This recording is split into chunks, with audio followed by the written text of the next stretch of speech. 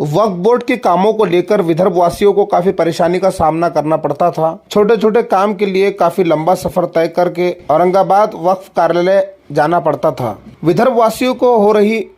इस परेशानी को दूर करने के लिए वक्फ बोर्ड के चेयरमैन डॉक्टर वजाहत मिर्जा ने अहम पहल की और अपनी कोशिशों और काविशों से उन्होंने अमरावती में वक्फ बोर्ड का विभागीय कार्यालय शुरू किया, जिसका उद्घाटन वक्फ बोर्ड के चेयरमैन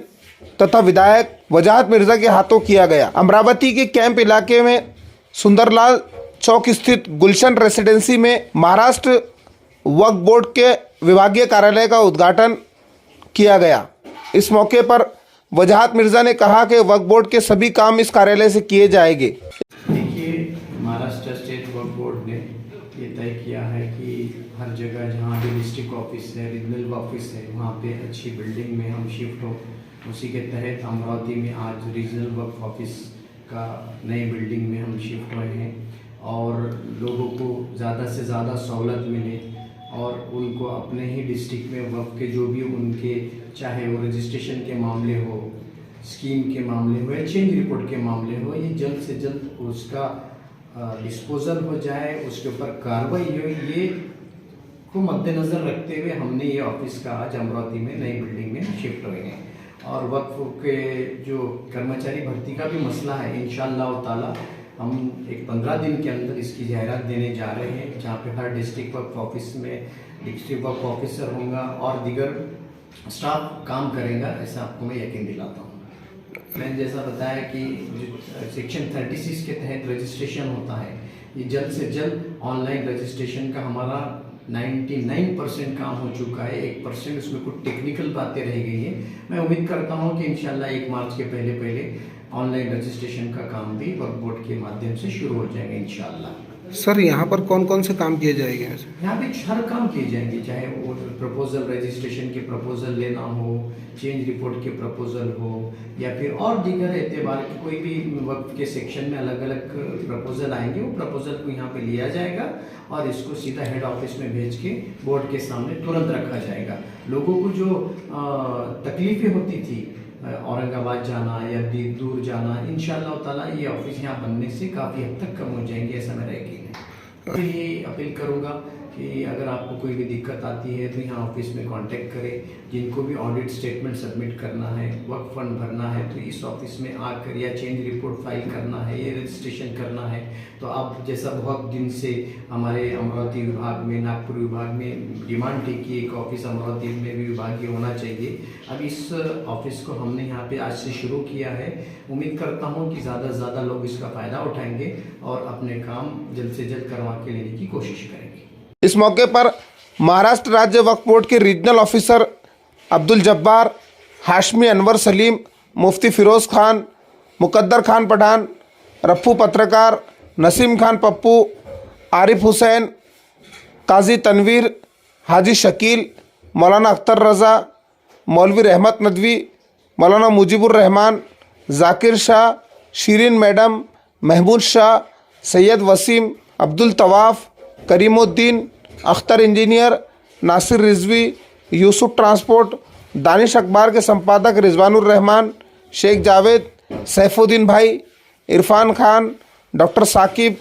और अन्य लोग बड़ी संख्या में उपस्थित थे। इस मौके पर अपने खिताब में मुफ्ती फिरोज़ खान ने कहा कि डॉक्टर वजाहत मिर्जा के चेयरमैन बनने के बाद उन्होंने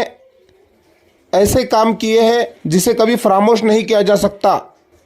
उन्होंने कहा कि वजाहत मिर्जा के वक्फ बोर्ड चेयरमैन बनने के बाद वक्फ के कामों को काफ़ी गति मिली है। और मज़ारों और दरगाहों को लेकर के जो बहुत सारी तकालीफ परेशानियां हम लोगों को थी, वो अल्लाह का फजल है। वजाहत साहब ने जगह जगह पर कैंप लगा करके और इन मेहनतों को अपनी निगरानी में करा करके बहुत सारे मसाइल हमारे सॉल्व भी कराए हैं, हल भी कराए हैं। अल्लाह ताला इनको जज़ाए खैर दे, इनकी टीम को भी कबूल फरमाएँ। अज़ीज़ो दोस्तों,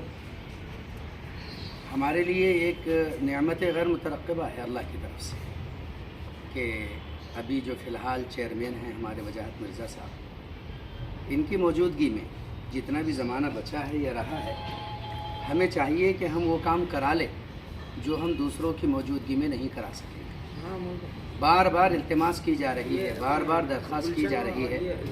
कि मुल्क के बिगड़ते हुए हालात को देखकर और मुल्क के बिगड़ते हुए तनाजुर को देख करके हमारे अपने इलाके के लिए ये एक अंधेरे में जुगनू की सी रोशनी का काम ही सही या फिर आंधियों में टिमटिमाता चराग ही सही, मैं चाहूँगा कि वजाहत मिर्ज़ा साहब की इस खिदमत से आप हम सब मिल कर के फ़ायदा उठाएं। शुरू ही में कहा था उन्हीं ने कि मेरी आरज़ू यही है हर एक को फैज़ पहुँचे, मैं चराग़ रह गुज़र हूँ मुझे शौक़ से जला, कि मैं इस फील्ड में खिदमत के लिए आया हूँ। बहुत सारे शोबे थे, बहुत सारे अन्य स्थान थे, लेकिन उन्हीं ने एक ऐसा शोबा चुना जो कांटों भरी वादियों से कम नहीं। बल्कि हमारे वजाहत साहब के जो बड़े जिनको फॉलो करते हैं वो नवाब मलिक साहब, उन्होंने इस शोबे के इनके ज़िम्मे में आने के बाद में कहा था कि बेटा वजाहत, तुम इस पथ पर चल तो रहे हो, ये पथ सिर्फ अग्निपथ नहीं है, ये कांटों भरा ताज लेकर के अग्निपथ है, तुम्हें सरों पर कांटों का ताज सजाना होगा। तो इन्हीं ने हिम्मत करके कहा था कि अल्लाह के चल पड़ूँगा। कहा था